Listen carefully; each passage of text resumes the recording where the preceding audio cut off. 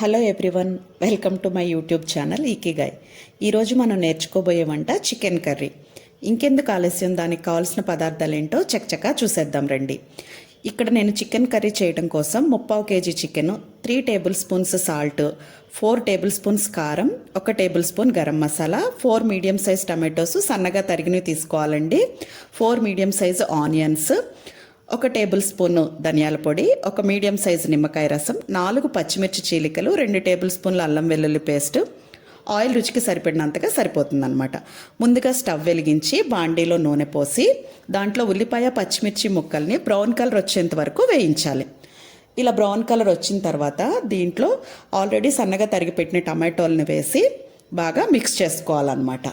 ఇలా మిక్స్ చేసిన తర్వాత సిమ్లో పెట్టి ఖచ్చితంగా మూత పెట్టేసి సిమ్లో 7 నిమిషాల పాటు ఈ టమాటోల్ని మగ్గనివ్వాలి.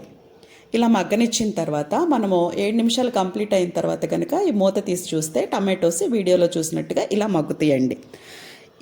కరెక్ట్గా ఈ టమాటోలు 80% వరకు కుక్ అయిన తర్వాత ఇప్పుడు శుభ్రంగా కడిగి పెట్టిన చికెన్ని వేసి బాగా మిక్స్ చేయాలి. తర్వాత కొంచెం పసుపు, అంటే 2 టేబుల్ స్పూన్లు పసుపు, 2 టేబుల్ స్పూన్లు అల్లం వెల్లుల్లి పేస్ట్ని వేసి బాగా మిక్స్ చేయాలి. ఇక్కడ అల్లం వెల్లుల్లి పేస్టు ఫ్రెష్ తీసుకోవాలి. ఇలా ఫ్రెష్ తీసుకుంటేనే చికెన్కి మరింత టేస్ట్ వస్తుందన్నమాట. అల్లం వెల్లుల్లి పేస్టు, 2 టేబుల్ స్పూన్లు పసుపు అండ్ 3 టేబుల్ స్పూన్లు సాల్ట్ వేసి బాగా మిక్స్ చేయాలన్నమాట. ఈ అల్లం వెల్లుల్లి పేస్టు, పసుపు అండ్ సాల్ట్ ముక్కకి పట్టే విధంగా మిక్స్ చేసుకొని తర్వాత మూత పెట్టి 10 మినిట్స్ మీడియం ఫ్లేమ్లో మగ్గనివ్వాలి. చికెన్లోని వాటర్ అంతా బయటికి వచ్చి ఆయిల్ విడిపోయేంత వరకు చికెన్ని కుక్ చేయాలన్నమాట. ఇప్పుడు మీకు ఈ వీడియోలో చూపిస్తున్నాం కదా, ఇలా కుక్ అవుతుంది అన్నట్టు అనమాట. కరెక్ట్గా ఈ స్టేజ్లోనే 3 టేబుల్ స్పూన్లు కారం వేసి బాగా మిక్స్ చేసుకోవాలి. చూడండి, ఇలా ఆల్మోస్ట్ ఉన్న వాటర్ అంతా కూడా బాయిల్ అయిపోయి చికెన్ బాయిల్ అయిపోయి ఓన్లీ మనకి ఫ్రై టైప్లో అయిపోతుంది అనమాట. ఇక్కడ కరెక్ట్గా ఈ స్టేజ్లో 1.25 గ్లాసు వాటర్ పోయాలన్నమాట. వాటర్ పోసి బాగా మిక్స్ చేసుకోవాలన్నమాట. మిక్స్ చేసి 5 మినిట్స్ హై ఫ్లేమ్లో ఉడికించాలి. ఇలా ఉడికించేటప్పుడు మనకి చికెన్ ఉడికింది లేనిది మనకి ఎలా తెలుస్తుంది అని అంటే ఆయిల్ అంతా కూడా పైకి వచ్చేస్తుందండి.